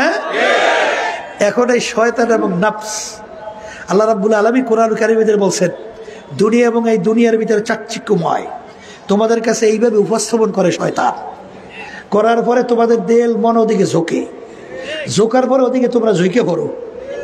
এই শয়তান তোমাদের প্রকাশ্যে জাহের বাহের শত্রু। এই শত্রু থেকে বাঁচা লাগবে। এই বাঁচার জন্য আল্লাহর জিকির বেশি বেশি করা লাগবে। কার জিকির? জোরে বলেন। বর্তমানে এক শ্রেণী বাইরেছে জিকিরের এমন শত্রু তো বাজছে, মানে আল্লাহর জিকির সহ্যই করতে পারে না। সেদিনকার আমি যাবো এক মাহফিলে, এক জায়গায় এই আসুন না যে কোন নামাজ পড়লাম, এখন এই অনেক ছাত্ররা আমাকে এরপর একটু জিকির করতে আসে। তাই হেইয়ের ভিতরে একজন বলে আলেম, কোথা থেকে আসছে, ওখানে বারান্দায় নামাজ পড়ছে। নামাজ পড়ার পরে ওরে ক্ষিপ্ত বলে হইছে, বলে কিসের জিকির করে, পাইছো কইছো পাইছো, মানে মনে হয় খাইয়ে ফেলবে। ও জিকির শুনছে, মনে হয় গায়ে আগুন ধরে গেছে। জোরে বলে কথা ঠিক কিনা? আল্লাহর নাম শোনার পরে ওর কাছে তো ভালো লাগার কথা, কিন্তু ওর কাছে তো খারাপ লাগছে কে? কারণটা কি? হ্যাঁ, এই শোনেন, এই তরিকার মুরব্বী রশিদ আহমদ গাঙ্গী রহমাতুল্লাহি আলাই, এই যত কওমি মাদ্রাসার যত হাদিসের সনদ, তাকে পাড়াইয়া কেউ সামনে যাওয়ার ক্ষমতা নাই। যাকে জামানার আবু হানিফা বলা হয়, যার উপাধি ছিল কুতুবুল আলম, যে 1 লক্ষের মতো হাদিস তার মুখস্থই ছিল, তাকে হাফেজ, হাদিসের হাফেজ বলা হয়। পাগলামি মনে করছো? সে আমাদের এই তরিকার মুরব্বী, সে আমাদেরকে এইভাবে জিকির বাতলাইয়া শিখিয়ে দিয়ে গেছে। কথা ঠিক না? ঠিক। এরপরে বাচ্চাদেরকে বলবো, আল্লাহ রাব্বুল আলামিন আয়াত নাজিল করে, কি নাজিল করে? ওয়াসবির নাফসাকা মাআল্লাযীনা ইয়াদউনা রাব্বাহু বিল গাদাতি ওয়াল আশিয়্যি ইউরিদুনা ওয়াজহা। একই কোরআন শরীফে আয়াত পড়ছি না কিছু পড়ছি? আসতে কয়। আল্লাহ রসুলের উপরে আয়াত নাজিল হয়, হে রাসূল আপনি তাদের সঙ্গে যেয়ে বসে, যারা আমি মালিককে রাজি খুশি করার উদ্দেশ্যে আমাকে ডাকাডাকি করে। শব্দটা ইয়াদউন, ইয়াদউ শব্দের অর্থ কি? আসতে কয়। এখন ইয়াদউনা রাব্বাহু, আমি মালিককে ডাকাডাকি করে। আচ্ছা, এখন আপনি চুপ করে বসে রয়েছেন, এখন আমি উঠতে করে, এই তোর ডাকলাম, কিরে আলি না? কই আমার ডাকলেন কই? ডাক দিতে হলে শব্দ হওয়া লাগবে, আসতে কয়। ডাক দিতে কি লাগে? কি শব্দ? আব্দুল করিম এদিকে আসো, এই ডাক হইস। এখানে ডাকের প্রমাণ পাওয়া গেছে, একটু শব্দের প্রমাণ পাওয়া গেছে যে একটু শব্দ করে আল্লাহর জিকির করা, আমাকে ডাকাডাকি করে, আমাকে ডাকাডাকি করে। তাহলে এখন ডাকাডাকি যে করবে, এক শ্রেণীর করে ডাকাডাকি তো করতেই হইবে, গলা ফাটাইছে লইয়া না, মধ্যম আওয়াজ। শব্দটা কি? আবার বলেন। এখন আবার কথা আছে, ডাকাডাকি তো করবেন মধ্যম আওয়াজে, কিন্তু পাশে নামাজের সময় নামাজ পড়ে, কোরআন কারীম তেলাওয়াত করে, এবং কেউ ঘুমাইয়ে আছে, তখন তার বসে বসে জোরে জিকির করা যাবে না। কথা ঠিক না? ঠিক। কিন্তু কেউ নাই, আর এই ঝামেলাও নাই, মানে নাউজুবিল্লাহ, মানে এই অবস্থাও নাই, তাই সেখানে কি ডাকাডাকি করা যায় আছে না? নাই। কিন্তু আওয়াজটা হবে কি? আবার কর না। তাইলে এখানে পাইলাম আওয়াজ, আওয়াজ পাইছেন? এবার আল্লাহ রাসূল সাল্লাল্লাহু আলাইহি ওয়াসাল্লাম মসজিদে নববীর ভিতরে ঢুকিয়ে দেখে একদল সাহাবায়ে কেরাম, এখানে একসঙ্গে জিকির করা জায়েজ নাই, একদল বলে না। তাহলে এখানে মজলিস পাওয়া গেছে কি যায় নাই? আসতে কয়। আচ্ছা, পাইলাম মজলিস, তাহলে এটাও কি জায়েজ। এরপরে আল্লাহ রাসূল সাল্লাল্লাহু আলাইহি ওয়াসাল্লাম তাদের জামাত পাইছে কোথায়? বলেন মসজিদে নববীর মধ্যে। তাহলে এখানে মসজিদও পাইছেন, জামাতও পাইছেন, শব্দওয়ালা জিকিরও পাইছেন। এখন এই আয়াতের অর্থ কি করবা? কি জোরে বলে? কথা ঠিক না? আল্লাহ রাসূল সাল্লাল্লাহু আলাইহি ওয়াসাল্লাম তাদের সঙ্গে বসলেন, বইসা শুকরিয়া আদায় করেন। আল্লাহর হাবিব বলেন, মালিক আপনি আমার উম্মতদের ভিতরে এরকম একটা জামাত রাখছেন যাদের সঙ্গে আপনি আমাকে বসার জন্য হুকুম করছেন। হে আল্লাহ, আপনি এদের সঙ্গে আমাকে দুনিয়াতে রেখেন, কিয়ামতের ময়দানে উঠাইয়ে এদের সঙ্গে একসঙ্গে আমাকে বেহেশতে আমরা ঢোকার ব্যবস্থা আপনি করে দিয়ে। কি জোরে বলেন? কথা ঠিক না? ঠিক। তাহলে এখানে আল্লাহ রাসূল সাল্লাল্লাহু আলাইহি ওয়াসাল্লাম তাদের জন্য দোয়া করছে। আর এক শ্রেণী বর্তমানে যে কেন এত ফতুয়া শুরু হয়েছে, এর কোনো শেষ নাই। ওদিকে বিপরীতে মহিলাকে পাশে নিয়ে যে চা নাস্তা করে, হে ব্যাপারে ফতুয়া নাই। এই পরে প্রচলিত গণতন্ত্র যা যাই না শুই না বুঝা মানলে তার ঈমান থাকবে না, সে ব্যাপারে খবর নাই। এখন বাজছে কি? শয়তান দূর করতে হবে। আল্লাহ রাসূল বলছেন, আর শয়তানু জাসিমিন আলা কলবি বানি আদম ফাইদা যাকারাল্লাহু খানাসা ওয়া ইযা গাফালা ওয়াসওয়াসা। প্রত্যেকটা বনি আদমের কলবের ভিতরে শয়তান মজবুত হয়ে বসে। কি বসে করে? কি ওয়াসওয়াসা দেয়, বনি আদমকে গুনার ভিতরে লিপ্ত করায়। আমি বলছি না, আল্লাহ রাসূল সাল্লাল্লাহু আলাইহি ওয়াসাল্লাম বলছেন। আল্লাহ রাসূল সাল্লাল্লাহু আলাইহি ওয়াসাল্লাম বলছেন প্রত্যেকটা বনি আদমের কলবের মধ্যে শয়তান বসে ওয়াসওয়াসা দেয়, এইভাবে গুনার ভিতরে লিপ্ত করায়। তো এই শয়তান তোমার গুলিতে যাবে না, মারামারিতে যাবে না, পিটাপিটিতে যাবে না। যেই আমার হে উম্মতেরা আল্লাহর বান্দাবান্দিরা আল্লাহর জিকির করবে, তাদের কলবে শয়তান থাকতে পারবে না।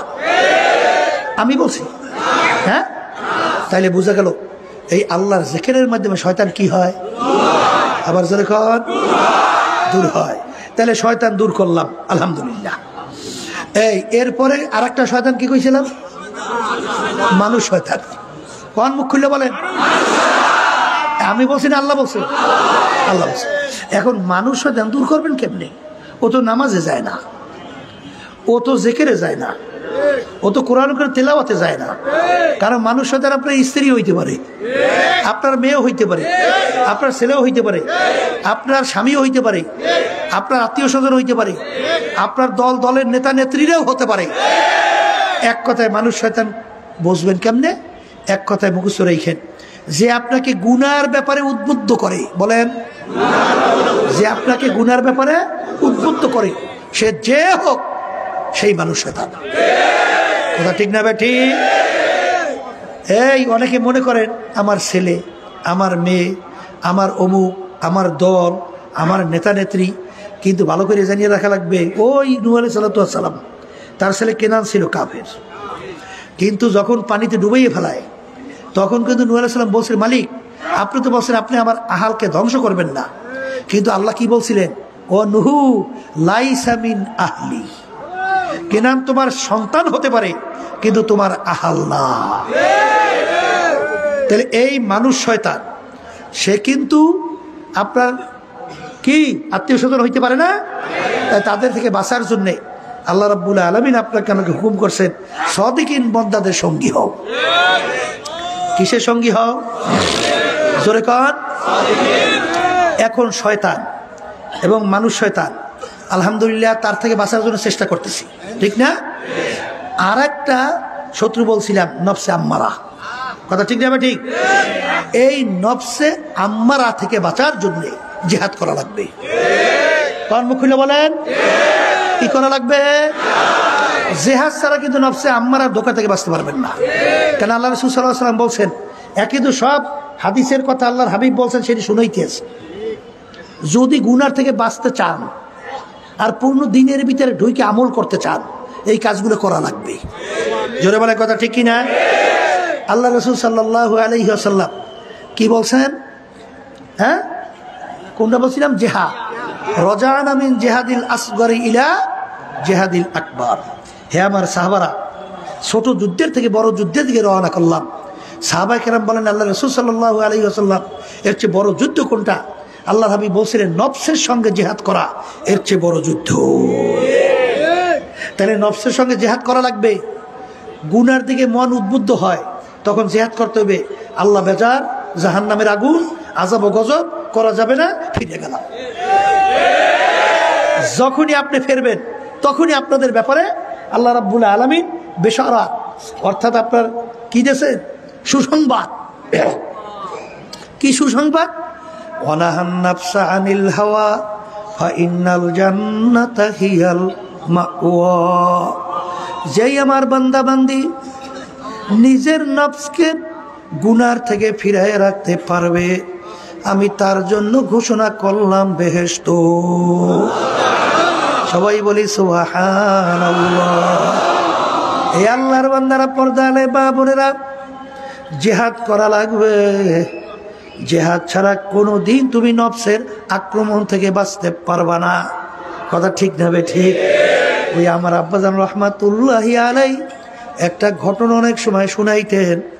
ওই আল্লাহর বান্দা ফজরের পরে মাওলার হুকুম পালন করার জন্যে, জিকির করার জন্য যখন বসলেন, রাত্রে খানা খায় নাই, ওদিকে পেটেও বড় ক্ষুধা, ওদিকে গরম রুটিওয়ালা লুটি নিয়ে যায় আর জোরে জোরে বলে, গরম রুটি, গরম রুটি। নফস বলতেছে, তোমার পেটে বড় ক্ষুধা, তুমি আগে রুটি খাও, তারপর তুমি আমার মালিকের জিকির করো। কিন্তু আল্লাহর বান্দা বলতেছেন, এ নফস, আমি আগে আমার মালিকের জিকির করব, তারপরে আমি খানা খাবো। কিন্তু এক পর্যায়ে নফসের সঙ্গে পাইরা ওঠে না, ওদিকে পেটেও বড় ক্ষুধা। এক পর্যায়ে জজবা সহকারে বলে, তু মেরা খুদা নেহি, মাই তেরা বান্দা নেহি। যে হে নফস, তুই তো আমার খোদা না, তোর কথা আমার মানাই লাগবে। আর আমি তো তোর বান্দাও না যে আমি তোর কথা মানবো। তু মেরা খোদা নেহি, মাই তেরা বান্দা নেহি। এমন ভাবে জোরে জোরে বলা শুরু করলো। এলাকার কিছু লোকজন এসে তার উপরে আক্রমণ করে, ও তো কাফের হয়ে গেছে, আল্লাহ কি মানে না, নাউজুবিল্লাহ। বাজান বিজ্ঞ আলেমরা দিনদার, তারা আইসা দেখে লোকটাকে তো মনে হয় দিনদার, তাইলে ব্যাপার কি, এই কথা কেন বলল? তখন বলে ভাই আপনি এই কথা কেন বললেন? তখন বলে হুজুর আমি রাত্রে খানা খাই নাই, পেটও বড় ক্ষুধা, আমি আল্লাহর হুকুম পালন করার জন্য ফজরের পরে আমি মাওলার জিকিরের জন্য যখন বসছি, তখন নফস বলতেছে গরম রুটিওয়ালা যায়, রুটি খাও তারপর তুমি জিকির করো। কিন্তু আমি বলে নফস আগে আমি আমার মাওলার জিকির করব, তারপরে আমি রুটি খাবো, কিন্তু ওর সঙ্গে পাইরা উঠি না। তখন আমি বলতেছি আমি তো আর তুই তো আমার খোদা না, আমি তো তোর বন্দা না, যে তোর কথা আমার মানাই লাগবে না, আমি আগে আমার মাওলার জিকির করব, এরপরে আমি খানা খাবো। মান আরাফা নাফসাহু ফাকাদ আরাফা রাব্বা, যে নিজের নফসের পরিচয় লাভ করতে পারবে সে আমার মালিকেরও পরিচয় পাইয়া যাবে। এই জন্য আমার বাজানদেরকে বলবো, আল্লাহর ওলিদের ইতিহাস পইরা দেখো, সাহাবায়ে কেরামদের ইতিহাস পইরা দেখো, তারা নফসের সঙ্গে কিভাবে জিহাদ করছিল বাজান।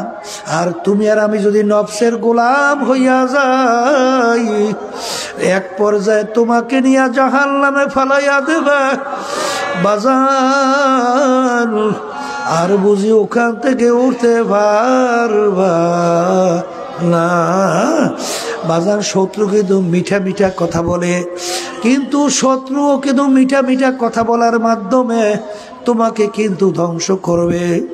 চোর দেখবা তোমার সঙ্গে ব্যবহার এত সুন্দর, আসলে এই ব্যবহার সুন্দরের মাধ্যমে তোমাকে শেষ করবে। ঠিক নফস আম্মারাই এমন শত্রু বাজান, তোমার সঙ্গে খুব সম্পর্ক তৈরি করবে, কিন্তু এক পর্যায়ে তোমাকে ধ্বংস করে জাহান্নামে ফেলাইয়া দেবে। এই জন্য নফসের সঙ্গে জিহাদ করা লাগবে বাজান। আল্লাহর ওলিদের ইতিহাস পড়লে দেখবা আল্লাহ আল্লাহ। জুন্নুন মিসরি রহমাতুল্লাহি আলাইহি বাজান রাস্তা দিয়া বাজারের পাশ দিয়া যায়, দেখে ডালার ভিতরে সুন্দর সুন্দর আঞ্জির, আরে এত সুন্দর এত সুন্দর ফল, তার মন চায় একটু ফল খাবে, কিন্তু পয়সা নাই কি দিয়া খাবে। যাই বলে ভাই আমাকে একটু ফল দাও। কলে হুজুর পয়সা কোথায়? কলে আমার কাছে টাকা নাই, বিনিময়ে তুমি এই আমার জুতা জোড়া রাইখা তুমি আমাকে ফল খাওয়াও। করে হুজুর জুতার বিনিময়ে ফল দেওয়া যাবে না। তখন তিনি উঠে রওনা করে আর নফসকে বলে, নফস তোর কাছে পয়সা নাই, তারপরও তুই কেন ফল খাইতে চাইলি? যা তোকে আমি আর খাওয়াবই না, আঞ্জির খাওয়াবই না। এই ওয়াদা কইরা যাইতেছেন, একজন আইসা মাল ফল বিক্রেতাকে বলে, তুমি যাকে ফল দেও নাই তাকে চেনো? কলে না। কলে এই হারে এই জামানার ভিতরে বড় ওলি, তার নাম শুনছো? জুন্নুন মিসরি রহমাতুল্লাহি আলাইহি। এই কথা শুই না ফলের মালিক ডালা সহ তার পিছনে দৌড়ায়। গোলামকে বলে, গোলাম যাও যাও, যদি হুজুরকে তুমি ফল গ্রহণ করাইতে পারো তোমার জন্য পুরস্কার আজাদ। এখন যাই বলে, হুজুর আপনার জন্য মালিক ফল পাঠাইয়া দিয়েছে, আপনি গ্রহণ করেন। বলেন বাজান না, আমি আমার নফসের সঙ্গে কসম খাইতে বসি, তোর পয়সা নাই কেন তুই ফল খাইতে চাইলি? এক শ্রেণী আমার বাজানরা আজকে একজনে বলে, হুজুর আমি বড় ঋণ হয়ে গেছি, আমার জন্য দোয়া করেন। কেন তুমি ঋণ হইলা? কলে হুজুর, কলে টাকা কোথায় গেল? কলে হুজুর খাইয়া ফেলছি। ওরে কপাল পোড়া, তোর নিজের টাকা নাই, অন্যের পয়সা ধার কইরা তুই খরচ কর। তুই কিসের দিনের বুঝ তোর ভিতরে দিল? কি দিনের বুঝ তুই বুঝলি? তোর ভিতরে এত কেন লোভ? আল্লাহু আল্লাহ। এই জন্য কিতাবের ভিতরে আসছে বাজান আখিরাতের ব্যাপারে তাকানো লাগবে আল্লাহু আকবার নিচের উপরের দিকে, আর দুনিয়ার ব্যাপারে তাকানো লাগবে নিচের দিকে। এক শ্রেণী আমার রিক্সাওয়ালা বাজানরা, বাজান রাস্তা রিক্সা চালায়, ঢাকার ভিতরে দেখে অনেকের 10 তলা 5 তলা বিল্ডিং, তার কোনো শান শৌকতের অভাব নাই। সে তো আফসুস করে আর বলে আফসুস, এরকম একটা 10 তলা বিল্ডিং তো আমার হইল না। আমি তো রিক্সাওয়ালা, রিক্সা চালাই, মাথার ঘাম পায়ে পড়ে। আরে এই আফসোসের মাধ্যমে তোমার 5 তলা বিল্ডিং কিন্তু হবে না, কিন্তু বরঞ্চ তোমার অন্তরে কষ্ট লাগতে থাকবে। কথা ঠিক না বেঠিক? কিন্তু বাজান তুমি নিচের দিকে তাকাও যে আরে আমি তো রিক্সা চালাই, আমার হাত পাও ভালো আছে, আমার মালিক তো অনেক মানুষ, তাদের হাত নাই পাও নাই। আরে তাদেরকে তো আমার মাওলা প্রতিবন্ধী আতুর বানাইছে, তারা মানুষের কাছে পেয়ালা নিয়ে হাত পাতে পয়সা চায়। আমার মালিক তো ইচ্ছা করলে আমাকেও তো এরকম হাত পাও সারা মানুষ বানাইতে পারতো। আরে কত মানুষ আজকেও দেখলাম আসার সময় আইল্যান্ডের মধ্যে, আইল্যান্ডের ভিতরে পইরা রইছে, চেহারার দিকে তাকানো যায় না। ওর কোথায় বাড়ি কোথায় ঘর, কিন্তু আমার মালিক তো আমাকে একটু মাথা গোজার ঠাই দান করছে। আরে শুকরিয়া আদায় করো, দেখো তো ঠান্ডা হইয়া যাবে। আরে বাজান দুনিয়ার দিক থেকে তাকানো লাগবে নিচের দিকে, আখেরাতের ব্যাপারে তাকানো লাগবে উপরের দিকে। আরে এক শ্রেণী আমার যুবক বাবারা, এক শ্রেণী পর্দার আড়ালের মা বোনেরা, বাজার এক শ্রেণী উঠতি বয়সের আমার মেয়েরা, তারা সুন্দর মতো পর্দা অনুযায়ী চলে, 5 ওয়াক্ত নামাজ ছাড়ে না, আরে কোরআনুল কারীম তেলাওয়াত করে, আল্লাহর ওলিদের কিতাব পড়াশোনা করে, মালিকের সঙ্গে বৈশা জেকের 2 বেলা করে। আরে এখন আমার মেয়েরা, তোমার মনকে বুঝো রে মন, যদি আমার ওই বোন আল্লাহর হুকুম নবীর তরিকা অনুযায়ী চলতে পারে, আমি কেন পারবো না? আরে অমুকে 5 ওয়াক্ত নামাজ ছাড়ে না, আর আমি কোন জিনিস আমাকে বাধা দিল, আমি কেন পড়তে পারবো না? এইভাবে মনটাকে তৈরি কইরা তুমি জিহাদ করো, আরে তুমি হিম্মত বুলন্দ করো, দেখবা একটা সময় এমন আসবে বাজান বোরকা পরার ভিতরে এমন মজা মাওলা রাখবে, আরে নামাজের ভিতরে এমন মজা আমার মাওলা লাগাইয়া দেবে, মাওলার জিকিরের ভিতরে এমন মজা তোমাকে লাগাইয়া দেবে, দেখো অন্য জিনিসের ভিতরে মজা পাবা না।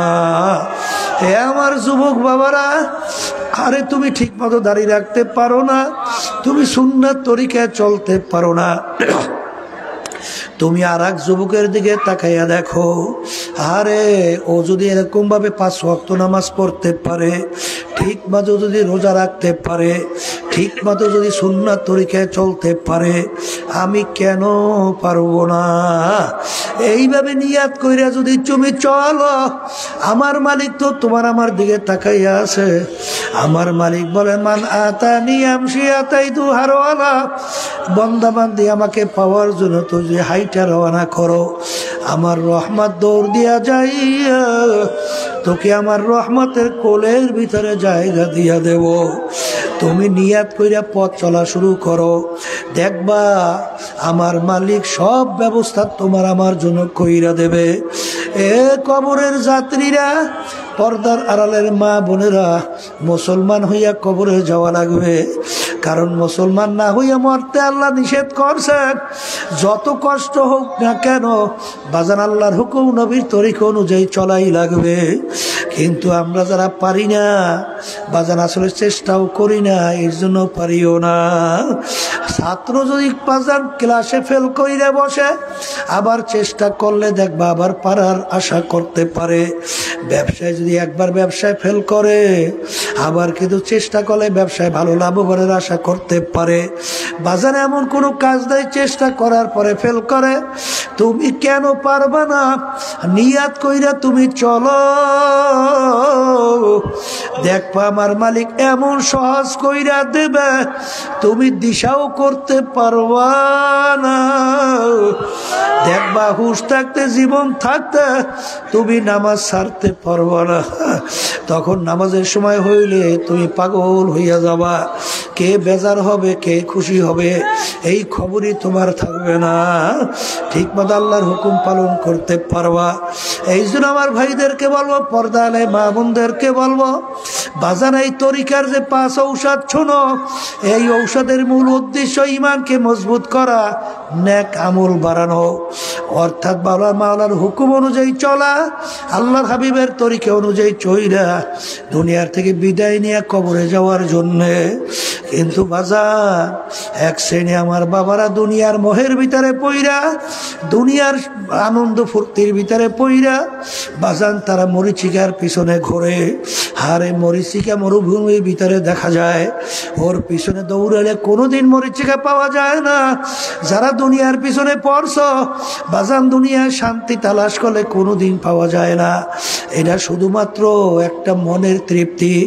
ওই আমাদের বরিশালের বাজান আছে পাশেই একটা জেলায়, সেখানে একজন নেতা শুনছি অন্য দলীয়, তার মাইয়া নাই, পোলা নাই, বউ স্ত্রী কিছুই নাই, কিন্তু ওদিকে ঘুষ নেওয়ার ব্যাপারে মোটেও কমতি নেয় না, অর্থাৎ টাকা নেওয়ার ব্যাপারে মোটেও কম নেয় না।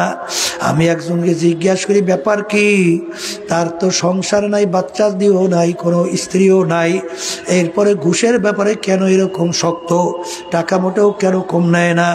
কলে তিনি একটা রুমের ভিতরে টাকার বান্ডিল সাজাইয়া তালা মাইরা রাখে, মাঝে মাঝে ওই তালা খুইলে একটু তাকাইয়া টাকা দেখে আবার বের হইয়া আসে। এও কিন্তু একদল পাগল। হে দুনিয়াদার পাগল আমার বাবারা, হে পর্দার আড়ালের মা বোনেরা, হে পর্দার আড়ালের মা বোনেরা, হে আল্লাহর বান্দারা, আজকে সৌন্দর্যের পাগল হইলাম, সম্পদের পাগল হইলাম, ক্ষমতার পাগল হইলাম। বাজান রে, আমার আব্বাজান রহমাতুল্লাহি আলাইহি বলছেন, বাজান ডাকাইতের দলের সরদার, ওর কত পাওয়ার। বাজান আর দলীয় লোক যদি কোনো অন্যায় করে অনেক সময় গুলি কইরাও মাইরা ফেলায়, অনেক সময় বিভিন্ন শাস্তি প্রয়োগ করে, কিন্তু আর মাতুব্বাড়ি সরদারি কতক্ষণ? পুলিশের হাতে অ্যারেস্ট হওয়ার আগ পর্যন্ত। যখন পুলিশের হাতে অ্যারেস্ট হবে, বুট দিয়া যখন ওকে লাথেবে পারাবে, হাড্ডি কুড়ি যখন ভাইঙ্গা ফেলবে, কোথায় যাবে আর সারগিরি, কোথায় যাবে সর্দারগিরি? বাজান সব শেষ হইয়া যাবে। আজকে চক্ষু খোলা দুনিয়ায়, আজকে আমি পরিচয় দেয় আমি পীর, কেউ পরিচয় দেয় আমি মুফতি, আমি মুহাদ্দিস, আমি সুন্দরী, আমি অমুক অমুক তমুক সমুক, আরে আমি অমুক 5টা বাড়ির মালিক, আমি সভাপতি, আমি সেক্রেটারি, আমি মেম্বার, আমি চেয়ারম্যান, আমি এমপি, মিনিস্টার, আমি বড় অফিসার, আমি অমুক বংশের, আমি অমুক ডক্টর, আমি অমুক পণ্ডিত। এ কবরের যাত্রীরা, এই পরিচয় কয়দিন চলবে? আজরাইলের হাতে আরে সবার আগ পর্যন্ত আল্লাহু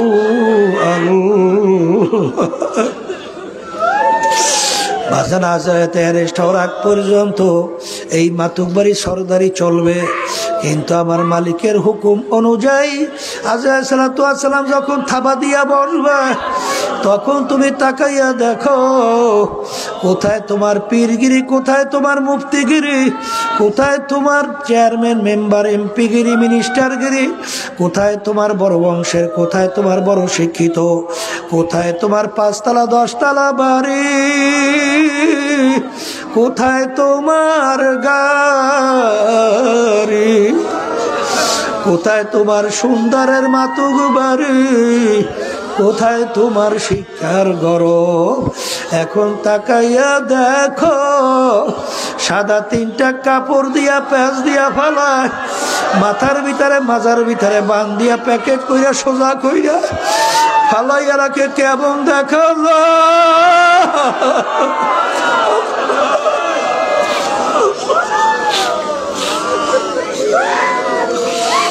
আল্লাহ আল্লাহ। এখন তাকাইয়া দেখো, এখন তাকাইয়া দেখো, একটা মশাও তোমাকে ভয় পায় না। আরে আমার দাদাজান রহমাতুল্লাহি আলাই তার কথা শুনছিলাম। হে ব্যারিস্টার, হে ডিসি, হে কালেক্টর, হে মেম্বার, হে চেয়ারম্যান, হে এমপি, হে মিনিস্টার, আরে তোমাদেরকে একটা কথা জিজ্ঞাসা করি, আজকে তোমাদের বন্দুক নিয়ে পাহারা দেয়, আজকে তোমাদের কত ক্ষমতা, তোমাদেরকে আরে দেখলে সেলুট দেয়, বিভিন্ন তোমাদেরকে সম্মান করে। হে কালেক্টর, হে ডিসি, এমপি, মিনিস্টার, যদি তোমাদেরকে বন্দুক নিয়ে পাহারা দেয়, তোমাদেরকে সেলুট দেয়, তোমাদেরকে জিজ্ঞাসা করি, তোমাদেরকে ছোট একটা মশাই কি ভয় করে নাকি? করে না হুজুর, আমাদেরকে মশাই ভয় করে না। হে কালেক্টর, হে জমিদার, হে হারে ধনী, হে টাকার মালিক, ক্ষমতার মালিক, আজকে সাধারণ দুনিয়া একটা মশায় তোমাকে ভয় করে না। আর যদি তুমি মুসলমান না হইয়া, বেনমাজি হইয়া, তুমি যদি আল্লাহর হুকুমের বিরুদ্ধাচারণ কইরা, আল্লাহর হাবিবের তরিকার বিরুদ্ধাচারণ কইরা তুমি যদি কবরে যাও, ওই কবরে 99 সাপ তোমাকে ভয় করবে। এরকম গ্যারান্টি তোমার কাছে কি আছে? এ কালেক্টর, সোজা হইয়া কবরে যাও, ওই কবরে কিন্তু বন্দুক নাই, পাহারাদারও নাই, কেউ নাই, ওই সাপে কিন্তু তোমাকে ভয় করবে।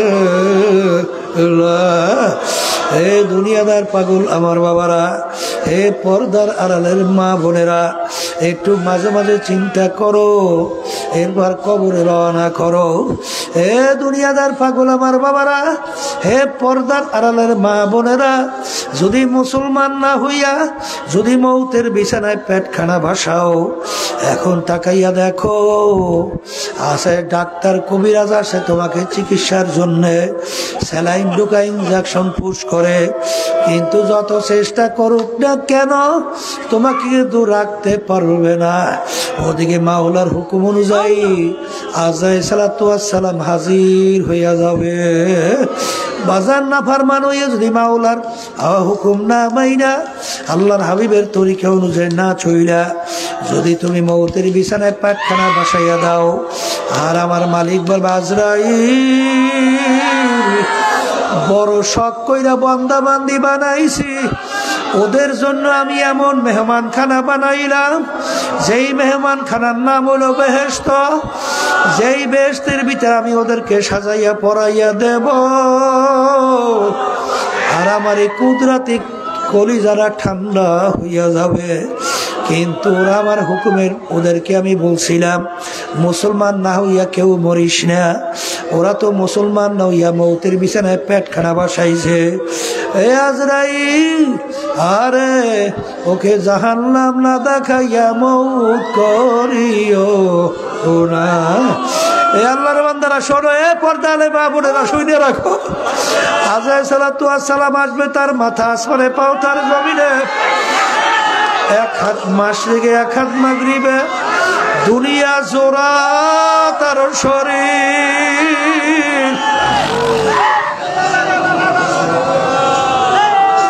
শরীরের ভিতরে লম্বা লম্বা কালো কালো কতগুলা পশম, নীল রঙের মতো দিঘির মতো দুইটা চক্ষু। বাজান, ওই কালো কালো লম্বা পশমের গোড়া দিয়ে আগুনের জিব্বা বাইরাইতে থাকবে। আরে ওদিকে দুনিয়ার জোড়া শরীর, ওদিকে নীল রঙের মতো দিঘির মতো চক্ষু দিয়া যখন তাকাইবে, নাফরমানের রূহ তো তার বের হইতে চাবে না, 360টা মাকামের ভিতরে পালাপালি করবে। আজরাইল সালাতু ওয়াস সালাম বলবে, ওরে খবিস, আহারে আজীবনের হারে দুনিয়ার ভিতরে স্বাধীনতা পাইয়া, আরে আল্লাহ আল্লাহ, আমার মালিকের সমস্ত নিয়ামত ভোগ কইরা আমার মাওলার দেওয়া নেমাত চক্ষু দিয়া দেখছো, আমার মালিকের দেওয়া নেমাত জবান দিয়া কথা বলছো, আমার মালিকের দেওয়া নেমাত ব্রেন দিয়া পড়াশোনা করছো, আমার মালিকের দেওয়া নেমাত ব্রেন দিয়া ব্যবসা বাণিজ্য করছো, আমার মালিকের দেওয়া নেমাত ব্যবসা বাণিজ্য করিয়া সম্পদ গুছাইছো, টাকা পয়সা গুছাইয়া বড় লোক হইছো, অমুক হইছো তমুক হইছো। আমার মালিকের দেওয়া নেমাত খাইয়া তুই দুনিয়ায় বাঁচছ, আমার মালিকের হুকুম মানো নাই। আমার মালিকের হুকুম হয়ে গেছে তোকে ধৈর্য নেওয়ার জন্য। এই কথা বইলে যখন সালাতু আসসালাম ওই নাফরমান রূহটাকে খপ কইরা ধরবে, ধৈর্য যখন টান মারবে, কলিজার রক গুলা টাইনা টাইনা সেইরা নিয়ে চলে যাবে। এখন আমার বাজানদেরকে বলবো, এখন তাকাইয়া দেখো, নাফরমান দেখবে জাহান্নামের দরজাগুলা টাস টাস করে খুইলা গেছে, জাহান্নামের আগুন ধাউ ধাউ করে জ্বলতেছে, জাহান্নামের সাপ পিচ্ছুগুলা গোড়াইয়া গোড়াইয়া নাফরমানের দিকে তাকাইয়া আছে। এই অবস্থা দেখে তো রুহু 360টা মাকামের ভিতরে পালাপালি করবে, রুহু তো তার বের হইতে চাবে না। এই জন্য আমার বাজানদেরকে বলবো, আর এই একটা জ্যান্ত খাসি বকরির চামড়া করলে যেই কষ্ট, তার সে শতগুণ কষ্ট নাফরমানের রুহু কবজে। আল্লাহ আমাকে আমাদের সবাইকে মাফ করিয়ে দিয়ে। আল্লাহ আল্লাহ ও আল্লাহ। আর যদি দিনদার হইয়া বাজান মউতের বিছানায় শুইতে পারো, আরে মায়ের বুক যখন সন্তান দুধ পান করে, মায়ের দুধ বুকের থেকে বাইর হইয়া গেলে মা যেরকম অনুভব করতে পারে না, এরকম হারে মোমেন বান্দা বান্দীদের রুহু এইভাবে বের হইয়া যাবে। আপনি আমার জন্য আমাদের সবার জন্য কবুল করে আল্লাহ, আল্লাহ আপনি আমাদের জন্য কবুল করে আনে। যেই মামলার তদবির নাই সেই মামলার খালাস নাই। এই জন্য আল্লাহর ওলিদের ইতিহাস পড়লে দেখবে তারা কিন্তু কানতে কানতে মাওলার কবরে গেলে, বাজান সাহাবায়ে কেরামরা কানতে কানতে মাওলার কবরে গেল, আল্লাহর ওলিরা কানতে কাঁদে মাওলার কবরে গেল। আর যেই মামলার তদবির নাই তার কিন্তু খালাস নাই। যদি মুসলমান না হইয়া যদি মৌতের বিছানায় পাটখানা ভাসাও, এখন তাকাইয়া দেখো, তোমাকে 3টা কাপড় দিয়া প্যাঁচ দেবে, এরপরে বড়ই পাতা গরম কইরা তোমাকে গোসল করাইবে। স্বপ্নের রূপ দেখতে আসে, বলতে তো কিছু পারে না। এরপরে তোমাকে কাপড় পরাইয়া খাটের ভিতরে উঠাইয়া জানাজা নামাজ পড়াইয়া খাটের ভিতরে উঠাইয়া কান্দে করিয়া কবরে নিয়ে রওনা করবে। আর এখন বলে, ভাই তোমরা আমাকে কোথায় নিয়ে যাও? হে আমার সন্তান, তোমরা আমাকে কোথায় নিয়ে যাও? আখারে কবরের পাশে যখন নিয়ে রাখবে, দেখে কবরের ভিতরে সাপগুলা হা করে তাকাইয়া রইছে। আরে দেখে কেউ আমার কথা শুনে না, গুরুত্ব দেয় না।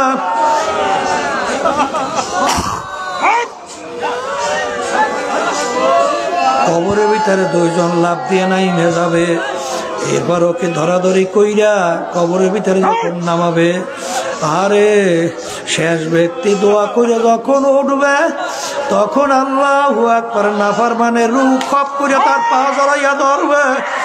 ভাই তোমার পা ধরছি, আমাকে একা রাইখা যাইও না।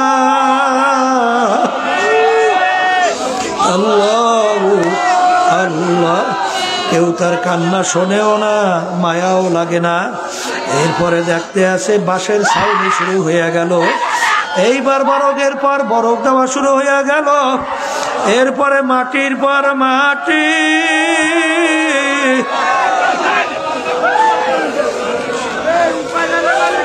কবর অন্ধকার হয়ে আসতে আসে। এখন তাকে কোনো উপায় পায় না, কেউ তো আমার কথা শুনলো না। এখন দিক বিদিক হারাইয়া এখন আল্লাহকে ডাকে, আল্লাহ আল্লাহ আল্লাহ আল্লাহ। আমার মালিক বলবে, ওরে আমার মান, দুনিয়ার ভিতরে স্বাধীনতা পাইয়া যেরকম তুই আমাকে ভুইলা গেছিলি, এইভাবে তোকে আমি ভুইলা গেলাম, তুই আমাকে ডাকবি,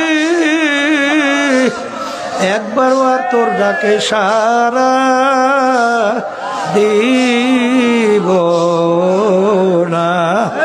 আল্লাহ রাব্বুল আলামিন বলে, হে কবরের মাটি, নাফরমান আমার সমস্ত নেয়ামত খাইয়া আমার হুকুম মানে নাই, হে কবরের মাটি দুই পাশ থেকে এমন ভাবে চাপ মারো,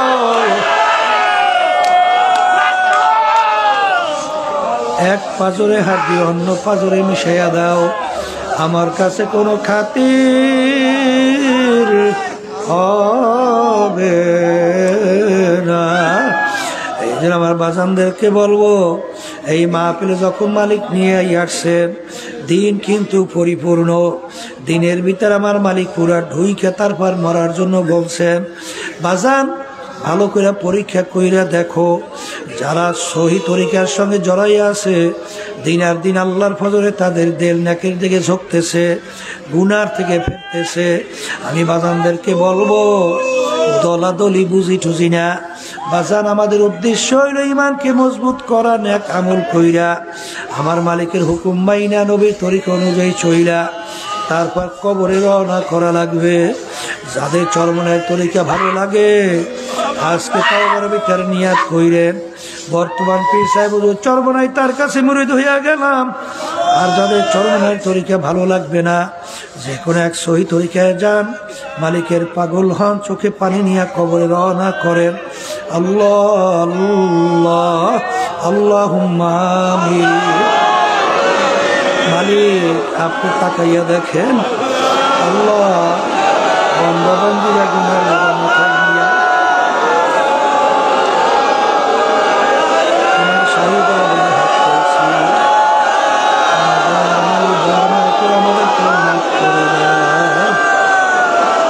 ঘরের মেয়ে লোকেরা হাত উঠাও, চোখের পানি ফেলাও, মাওলার দরবারে কান্দ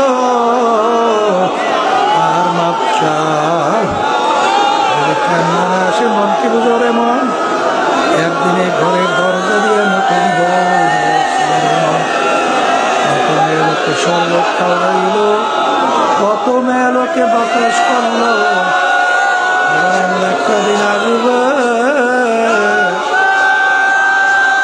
ঘরের দরজা দিয়া মরা লাশ হইয়া বের ছেলে কান্দে মামা করে, কান্দে মামা করে,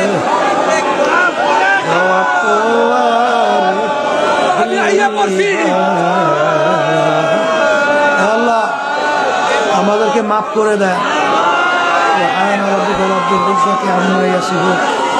সালামুন আলাল মুরসালিন, আলহামদুলিল্লাহি রাব্বিল আলামিন।